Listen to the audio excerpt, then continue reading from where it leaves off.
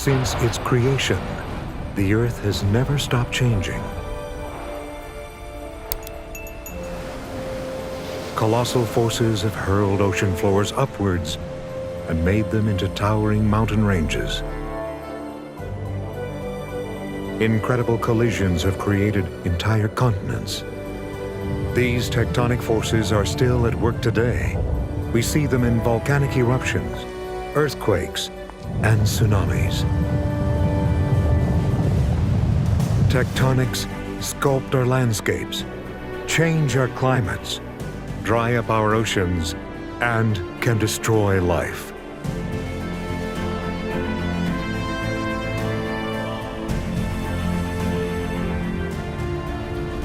The geological history of Europe is mysterious. With the help of experts, we'll discover how huge tectonic events created a world of strange shapes and vivid colors. In the past, Europe has been entirely underwater. It has been invaded by strange creatures, and some of them have changed the very shape of the continent.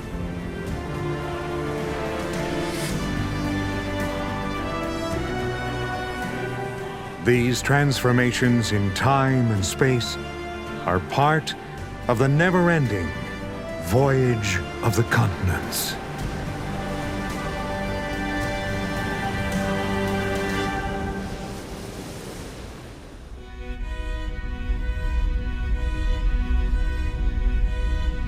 The history of Europe began soon after the Earth was formed.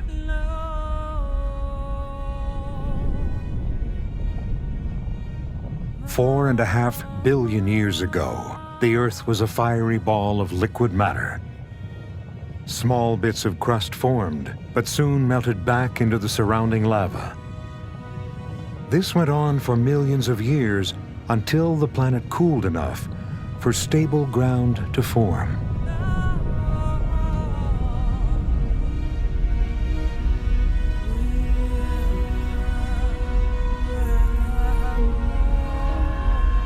The town of Kirkenes in the far north of Norway is part of what's called the Scandinavian Shield. This region is ancient and stable, one of the first bits of land to survive the destructive forces of the age of volcanoes. In fact, many geologists believe that the Scandinavian Shield is the very first piece of the European continent. The rock formations in this region are made of gneiss, a rock that was formed deep in the earth about 3 billion years ago. Pavel Kapazinskas is convinced these rocks hide a precious secret. Pavel isn't just a geologist, he's a prospector. He travels the world in search of the oldest rock formations and the diamonds they may contain. To find out if the Kirkenes rocks have diamonds, Pavel is looking for traces of a particular type of ancient lava called kimberlite. This is a type of lava that can literally spew diamonds from the depths of the earth right up to the surface. What we're looking at is a very important indicator of presence of kimberlites in the area. These are feeder channels, feeder pipes that allow basaltic magma to come to the surface from the depth of approximately 150 kilometers. It's very important for us because it tells us that kimberlites are somewhere nearby in this area, and it's just a matter of time for us to discover them. Diamonds are still the most precious stones on Earth, but they're also scientific treasures. Diamond is a beautiful record of the early Earth, what was going on 3 billion years ago. And that's absolutely amazing. This is just a great piece of geological history.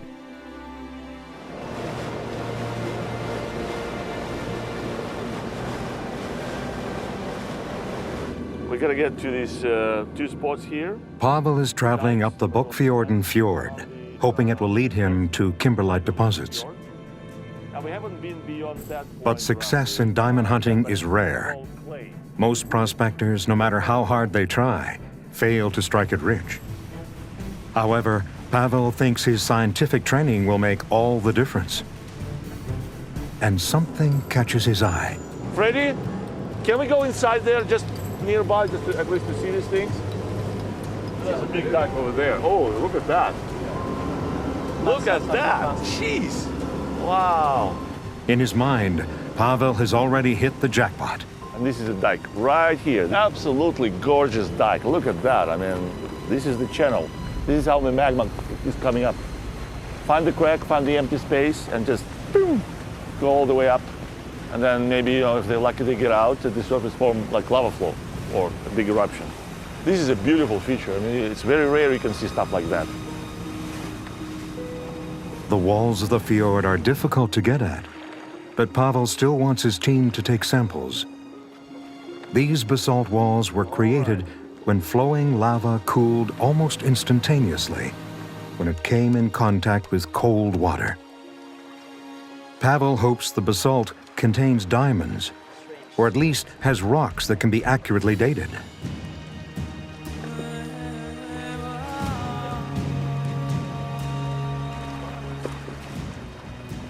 The older the rocks, the more likely they've experienced kimberlite eruptions.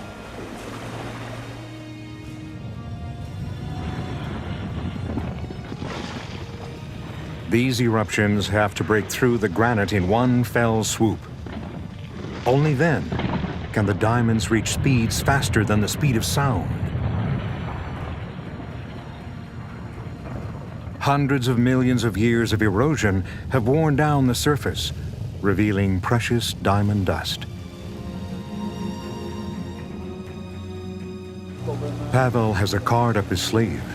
His knowledge that the glaciers which dug the fjord may also have transported bits of kimberlite, depositing valuable clues all along the shore.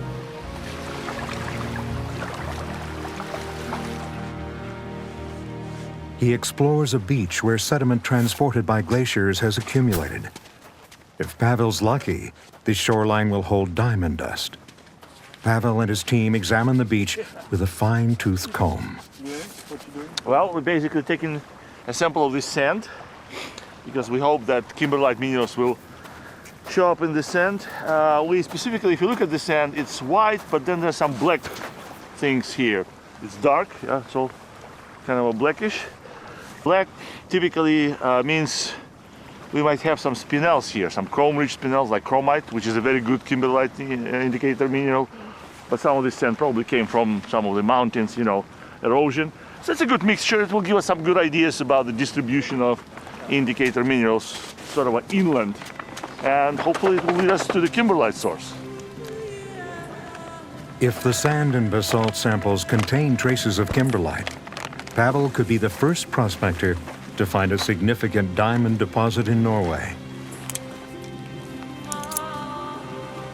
But only a lab analysis will reveal whether this dream can become a reality. Once the sample taking is finished, the stones gathered in Kirkenes will be transported to a laboratory in Finland. The samples are going to Hugh O'Brien and Marja Letonen.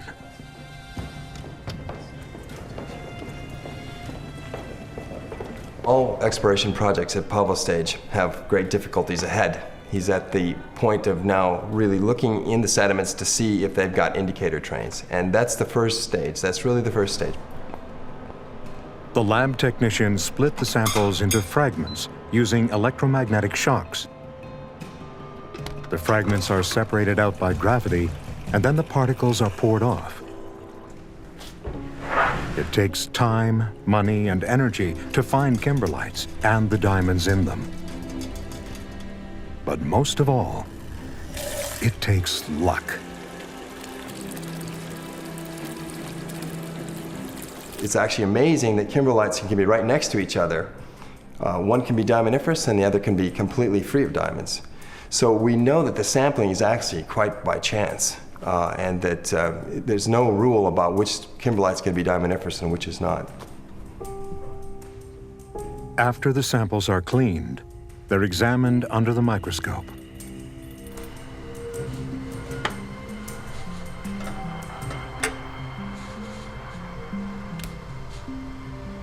Unfortunately, the Kirkenes samples contain neither kimberlites nor diamonds.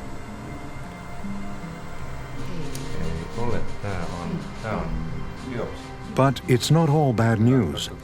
Although he hasn't found diamonds, Pavel has found a zircon crystal almost 4 billion years old.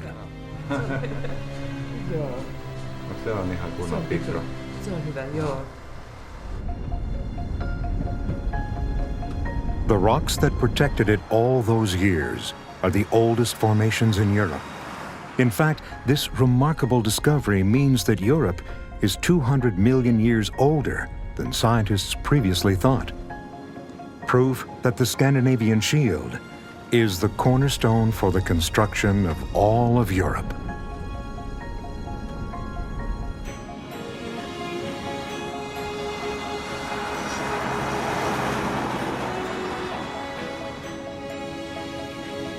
"500 million years ago, the Scandinavian Shield is part of a continent geologists call Baltica. To the west of Baltica lies the second mass of the Earth's crust, Laurentia, which later becomes North America. More than 400 million years ago, tectonic forces pushed these two giants together. The result is the first major stage in the building of the European continent.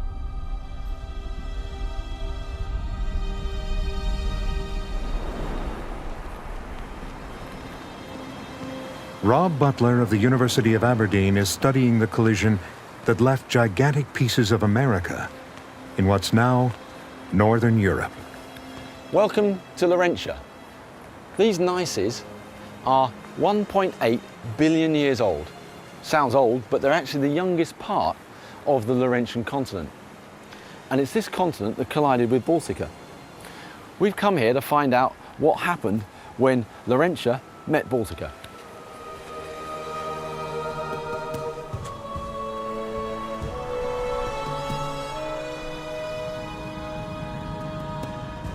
These are the highlands of the northwest of Scotland. The dramatic landscapes here have long mystified geologists.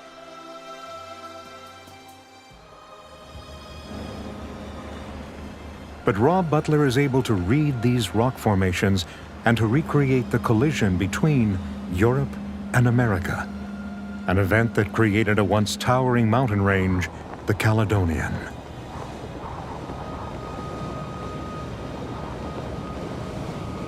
Collision between continents is about one of the most dramatic things that can happen in tectonics, and it can change the face of the Earth and make great mountain ranges. But the trouble with ancient mountain ranges is they're gone. So we need to look for the geological clues for how those mountain ranges formed. And that's why we've come up here to Loch Glencool. The way it usually works is that younger rocks are deposited on top of older ones. But at Loch Glencool, something completely different happened. Those are the quartz sandstones, and they're forming a layer coming up from the sea all the way up to the top of the mountain there. Now, they're 500 million years old, and they're sitting on top of the Laurentian gneisses. Those are really old Laurentian gneisses. Those are 3 billion years old. It's quite a difference. But what's that on top? It's the Laurentian gneisses again. Look at them. All the way back here, all the way back, all the way back, and they've been carried right over the top of the quartzites, of the quartz sandstone. How can we explain this strange sandwich of rock layers? When Baltica and Laurentia crash into each other, tectonic forces push part of the American plate on top of Europe, heaving pieces of North America tens of kilometers over the surface of Scotland. Evidence of a geological collision like this is normally hidden far under the Earth's surface. But proof of this can be seen in the open air not far from here. Discovered in the 19th century, the Moyne Thrust Belt extends for almost 200 kilometers. Here we can see the front line between the continents of Laurentia and Baltica. But unlike the Loch Glencool fault, here Europe lies on top of America. Well, these cream-coloured rocks, they're the top of the Cambrian sequence, about 500 million years old. But those green rocks on top, that dark mass, that's a unit called the moyne. It's 1,000 million years old. So older rocks on top of younger. But more importantly, those moyne rocks have been cooked and sheared deeper in the crust, deeply buried, and have been brought up across the sedimentary rocks of Cambrian age that are part of Laurentia. And the contact is the moyne thrust. It's up here.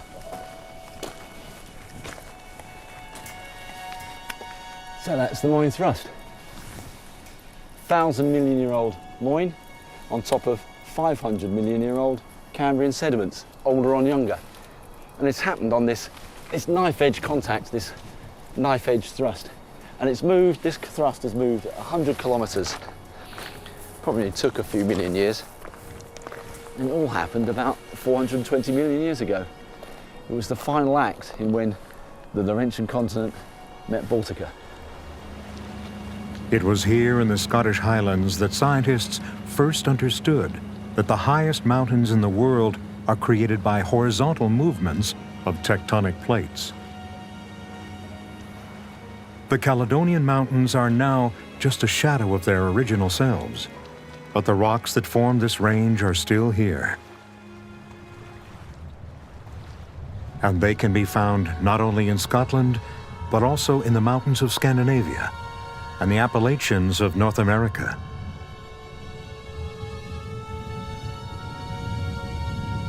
"420 million years ago, the collision between Baltica and Laurentia not only raises up mountains, it creates a whole new continent, Laurasia, which combines northern Europe and North America. Meanwhile, the rest of the Earth's crust forms a single continent, Gondwana. Soon, tectonic forces begin to push these two mammoth formations toward each other. On a tiny stretch of land off the coast of Brittany in France, we can still see vestiges of this second great collision that profoundly changed the continent of Europe. The island of Goa still bears witness to the massive buckling, twisting changes that occurred when Laurasia and Gondwana came together. This was a cataclysm of an unprecedented scale, and it formed the heart of Europe as we know it today. Geochemist Pascal Philippot has come to Goa to look for rocks that tell of this extraordinary encounter between Europe, America, and the rest of the world.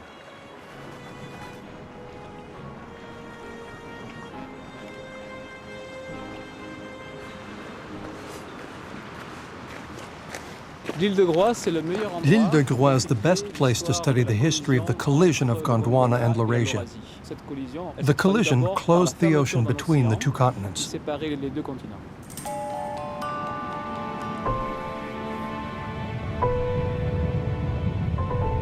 As Gondwana and Laurasia come closer together, kilometers of ocean floor sink below the Earth's crust.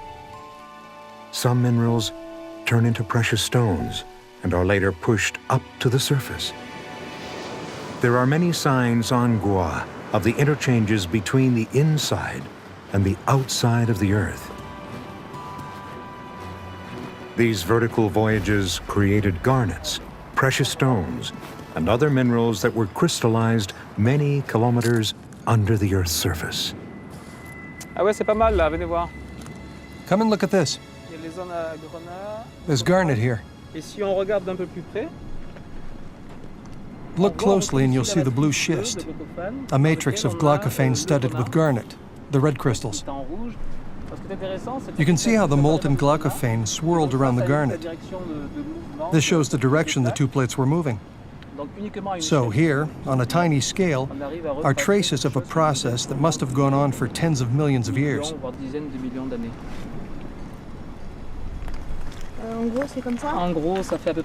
Goa's garnets have allowed scientists to figure out what happened next in the tectonic history of Europe. These stones reveal that after the disappearance of the ancient ocean that lay between Laurasia and Gondwana, the two supercontinents collided. And it happened about 300 million years ago.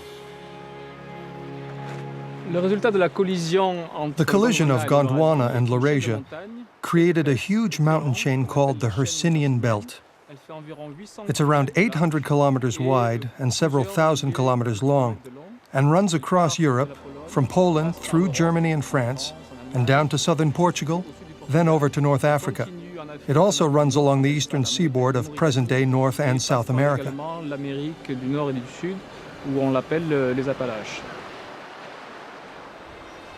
For millions of years, the Hercynian Belt rose, eventually becoming as tall as today's Himalayas.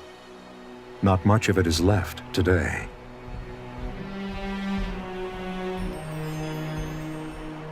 Evidence of these old mountains can be seen in granite formations found in Plumenec, in the north of Brittany.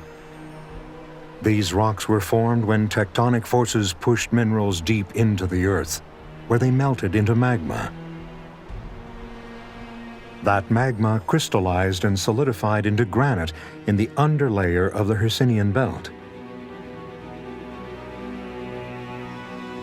When the mountains eroded, the granite was exposed, becoming natural artworks, and virtually all that remains of the ancient Hercynians.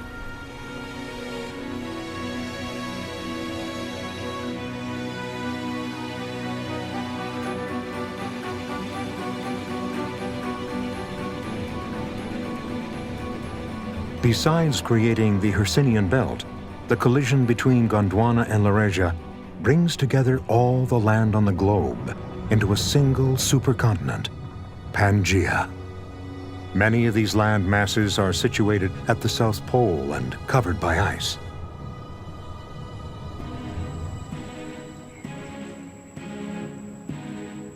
But Europe, located closer to the equator, had a different history.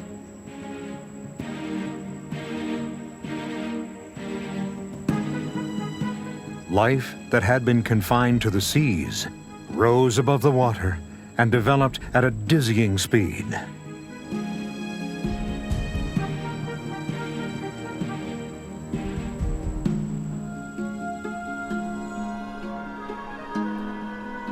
In the Champ-Clauson forest in the south of France, Jean Gaultier, professor emeritus at France's National Center for Scientific Research, imagines what it would have been like here in prehistoric times.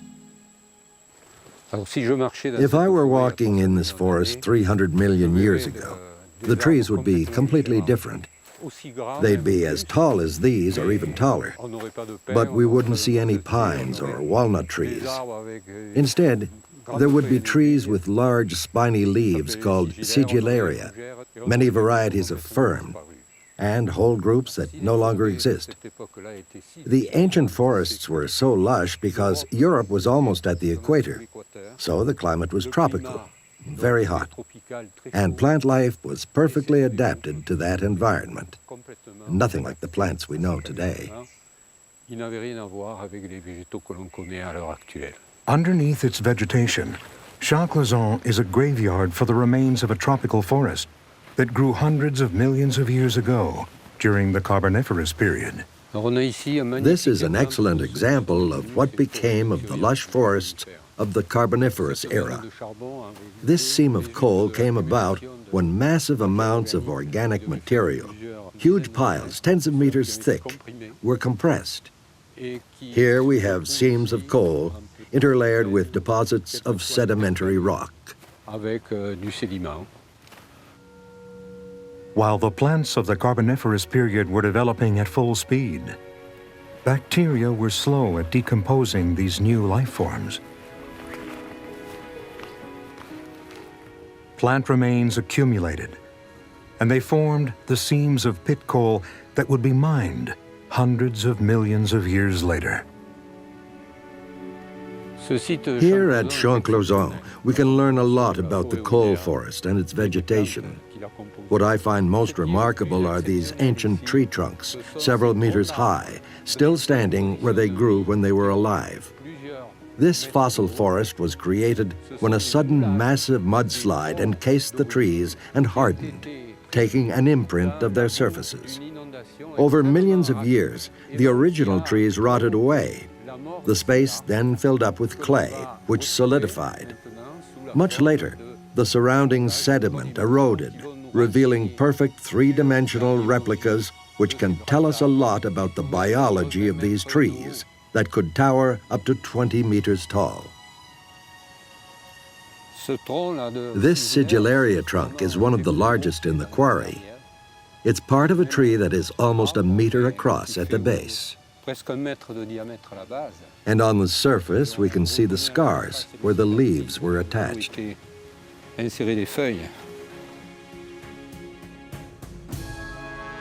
The tree trunks of Champ-Clauson have been preserved for an astonishing 300 million years.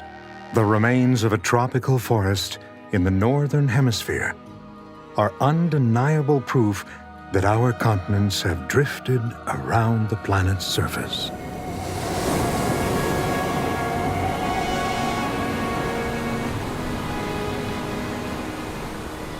During the same period, the once mighty Hercynian belt ceased to rise and quickly began to erode.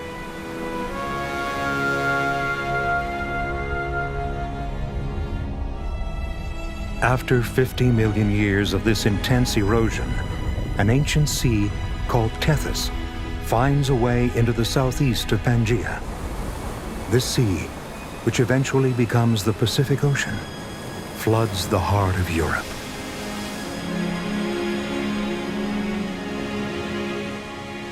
The waves of the Tethys carried with them huge quantities of sediment, which formed beaches on the shores.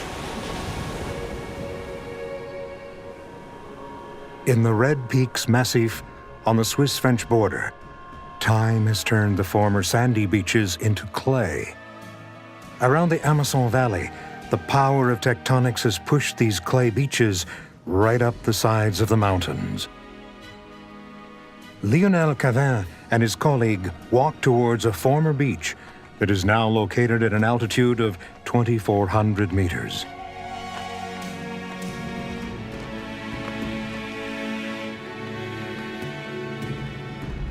The site is so well preserved that we can still see the undulations made by waves 240 million years ago. It's not uncommon to find rocks with ripple marks, but what is rare, particularly in the Alps, is finding these little depressions among the ripple marks. These are dinosaur footprints.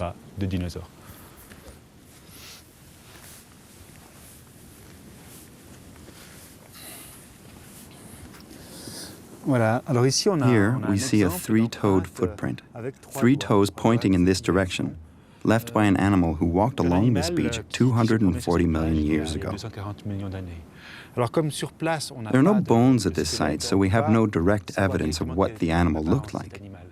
To figure out what kind of dinosaur or reptile could have left these footprints, we have to compare the footprints to bones collected at other sites. The researchers who did that 20 years ago determined that it was some sort of very primitive dinosaur.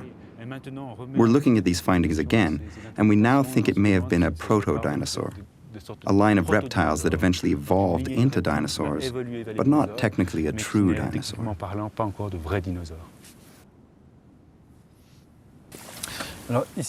These footprints are quite different from the others.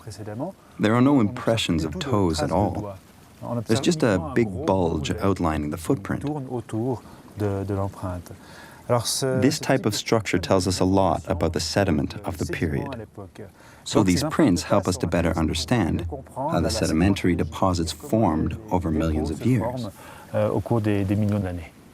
Tectonic forces, climate, and erosion all had to act together perfectly for these traces of early dinosaurs to survive until today. When the reptiles left these footprints on the beach, the sand was very soft.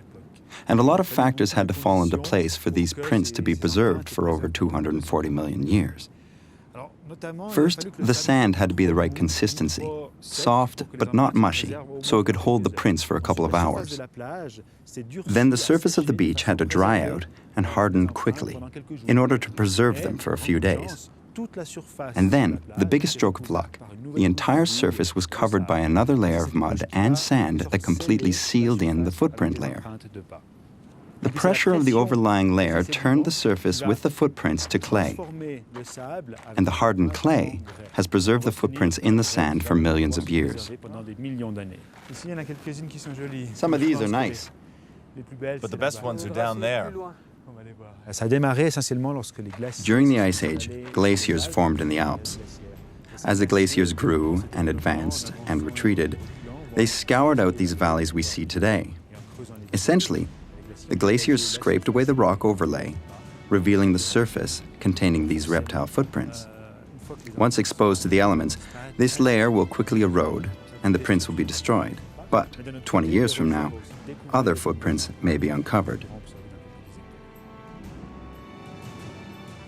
After forming beaches in southern Europe, water coming from the Tethys Sea flooded further into the continent.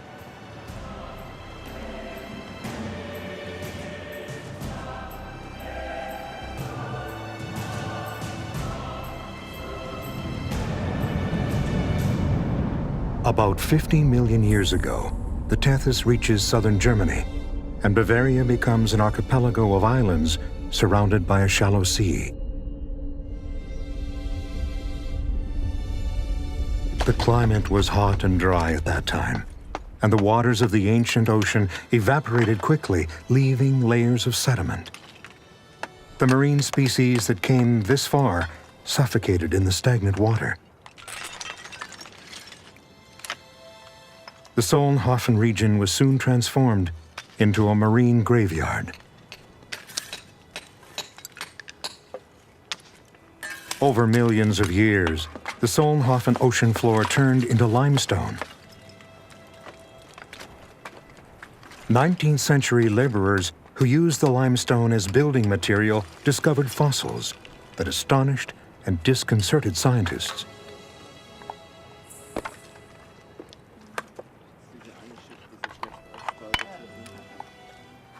Martina Kolbel-Ebert studies the period when Germany was a marine environment. The limestone in this quarry was precipitated in one of the basins.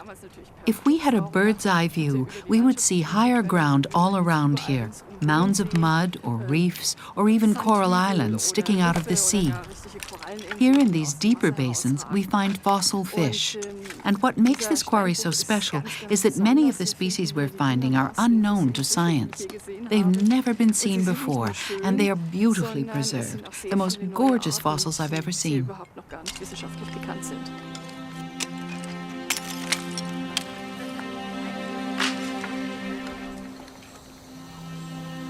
Today, Bavaria hardly resembles an ocean.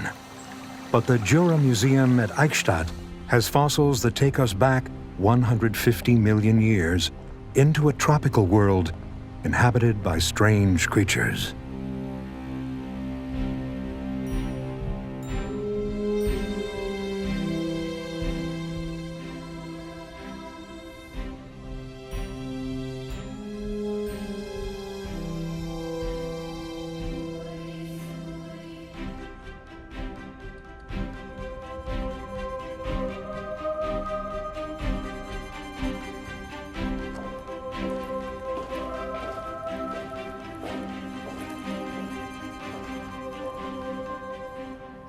This is one of the fish from our excavation site.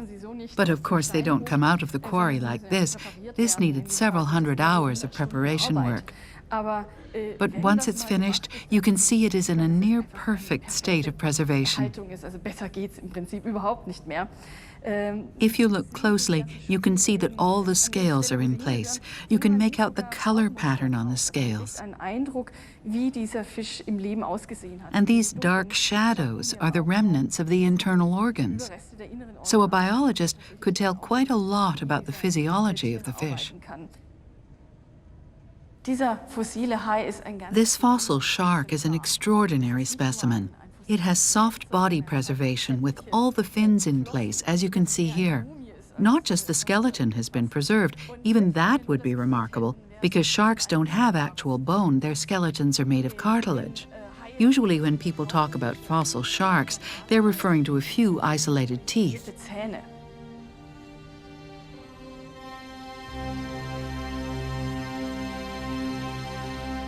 The fossils are found in the deeper basins. But the animals didn't live down there. They got there by accident. But it was a lucky accident, because otherwise they wouldn't have been preserved. In the deeper basins, where we have a very hostile environment, the water was actually toxic because of high salinity or low oxygen content. So the limestone mud had time to cover the dead bodies, and they had time to mineralize and become fossils.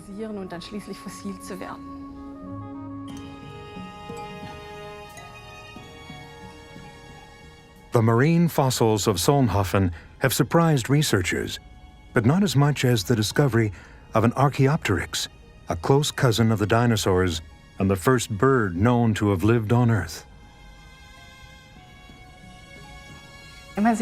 When you look at the skeleton, you can see that it's part dinosaur and part bird. The spinal column extends into a long tail. There are teeth in the mouth. It also has claws on the limbs, so it is like a dinosaur skeleton. But it also has imprints of feathers. It has wings, just like a bird. The Solnhofen Archaeopteryx probably flew over the ever-advancing waters of the Tethys Ocean. In the same period, 200 million years ago, a major event occurs that affects the whole planet. Tectonic forces begin to tear the single continent of Pangaea apart. The land masses of the Earth will never again be fully joined. An ocean opened up, separating North America and Europe, while to the south, the future Alps were covered by a shallow sea.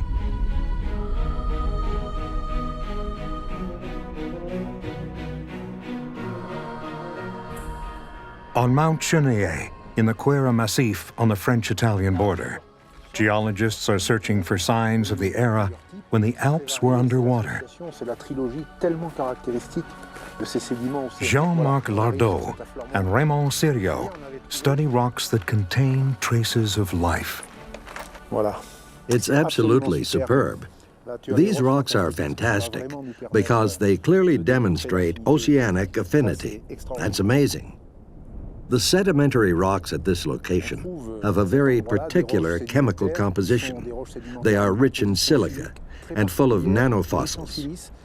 Sediments like these form only in the ocean and in specific areas of the deepest ocean. In the ocean and nowhere else. So we know precisely the type of environment where these sediments were deposited.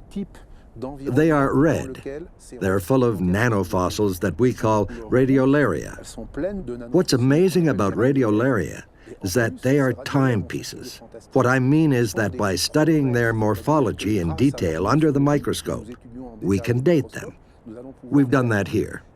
These fossils were deposited on the sea floor at a depth of 2,000 to 3,000 meters 160 million years ago.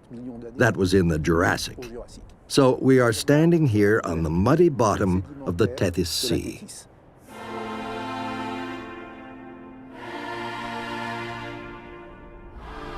The presence of tiny animals who can live only at great depths is proof that these rocks, now over 3,000 meters high, used to be 2,000 meters below sea level.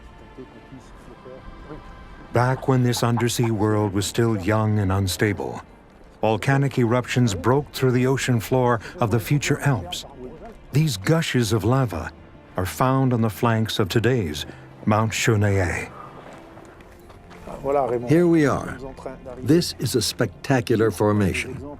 These are lava tubes. These rocks are basalt, the rock that forms the seafloor. We normally find basalt in the form of lava flow, but this basalt could not spread out because the lava was immediately cooled by the seawater. When it erupts underwater, it's unable to spread. It's confined within the tubes. It'll crack the tube open and slop out, but it immediately congeals. And here we find all the characteristics of oceanic lava called pillow lava.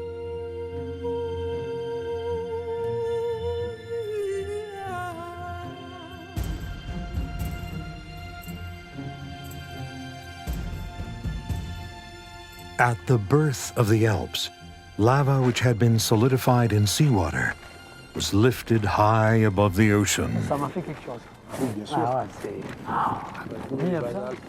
One way to look at it is that the Alps, like all other mountain chains on Earth, contain the memory of vanished oceans. When the highest mountains in Europe were still only a distant dream, the continents, after being joined for hundreds of millions of years, started to break free of each other. The enormous breach between North America, Europe, and Africa creates the Atlantic Ocean. The cold seawater of the Atlantic aids the growth of new microscopic organisms. These living beings are so numerous they transform the geography of England and France. In the Nord-Pas-de-Calais region, in the Earth Sciences Department at the University of Lille, sedimentologist and geochemist Nicolas Triboviat specializes in the oceans of the past and the living organisms that colonized them. Hello, Nicolas. Come in. How's it going? Fine. So, what have we got? A nice caucosphere. Nicolas is studying microscopic algae, which protect themselves with limestone armor called coccoliths. A coccolith is this tiny object. This line indicates the scale of the image, and it's 2 microns long. A micron is 1/millionth of a meter, 1,000th of a millimeter. So this object is only a few millionths of a meter across. In other words, it's minute. This coccolith is what makes chalk, a rock typical of the Cretaceous. In fact, Cretaceous means chalky. So, what is a coccolith? It's a tiny part of a coccosphere, which is the arrangement of these discs or plates into a sphere. I'll find an image. There. That's a coccosphere with the coccoliths all assembled. It's the limestone skeleton of a one-celled organism. These algae have been around for a long time. They're common in every ocean. Mainly they developed in the Jurassic and the Cretaceous. So chalk is nothing more than the accumulation of these little round skeletons, these unicellular algae that colonized every ocean and continue to do so. Descending the steps of the Leizen quarry, Nicolas is diving 30 million years into the past. Down here, he can see the remains of the first algae to colonize the Atlantic. Coccolith skeletons weigh only a few micrograms each, but there are billions and billions of them covering the bottom of the sea. On the coast of the English Channel, this limestone graveyard is almost 700 meters thick. In the era when these chalk masses were forming, the sea level was much higher. Why did sea level rise? Because Pangaea, the supercontinent, was breaking up and the pieces were sliding away from each other. The breakup of Pangaea and the associated tectonic movement began the creation of the sea floor. Material wells up from the mantle and forms mid-ocean ridges, which expand from all the hot material flowing in. They take up a lot of space. When I get into my bathtub, the water level rises. So, in the same way, when the underwater mountain chain expands in what is, no matter how large the scale, a confined space, sea level has to rise, probably up to 200 or 250 meters above present-day sea level.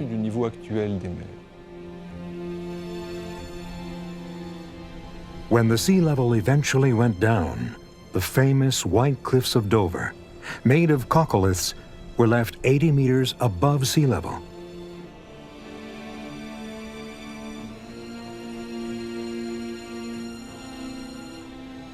"100 million years ago, while the coccoliths are piling up on the ocean floor in the north of Europe, a small piece of Africa breaks off.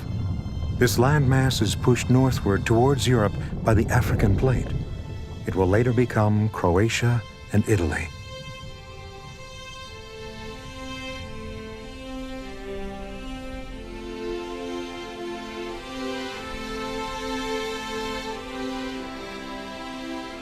This collision between Africa and Europe changed over 300,000 square kilometers of the continent, an area as large as the United Kingdom. It lifted up the Alps, folded the ocean floors, and twisted the continent into surprising shapes.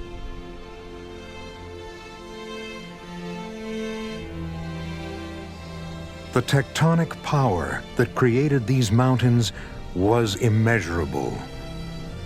Eventually, they became Europe's largest mountain range, with peaks up to 4,800 meters.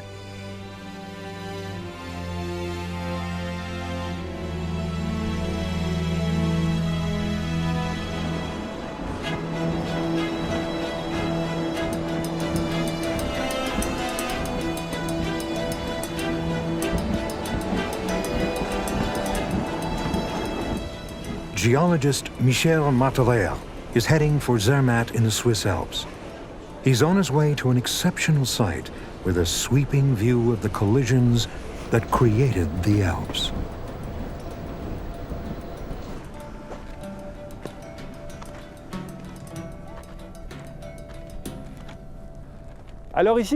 This is a remarkable spot because here we're standing on Seafloor, which was 3,000 meters underwater during the Mesozoic, long ago.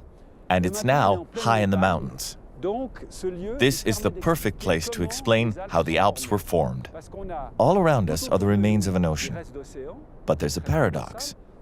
Because this magnificent massif, the Monte Rosa, is made up of granite and gneiss, much older continental rock, around 400 million years old.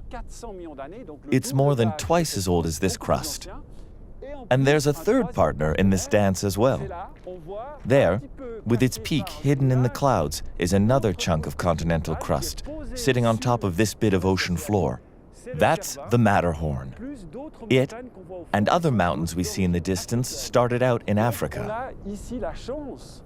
So people can come to this one small location and visit Europe, the sea right here, and over there, Africa.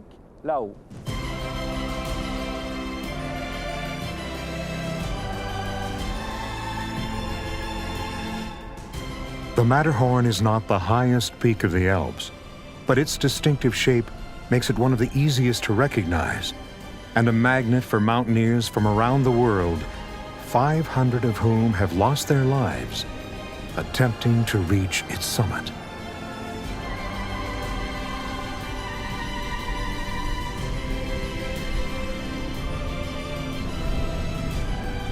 From the birth of the Scandinavian Shield to the raising of the Alps, Europe has never stopped changing. It's become bigger and higher. Tectonic changes in Europe have helped create life, and they've also been responsible for the extinction of species. Today, Europe's 733 million people live in 51 countries. Tectonic forces have never stopped changing and reinventing Europe, and researchers are still trying to understand the recent past, the present, and most importantly, the future of the European continent. Because as Africa continues to push into Europe, Europe continues to change. Tectonic forces will keep altering the continent, slowly erasing the Mediterranean Sea, forming majestic underground galleries, causing volcanoes, and earthquakes. And these are only some of what will come from the continual battle of tectonic forces in Europe.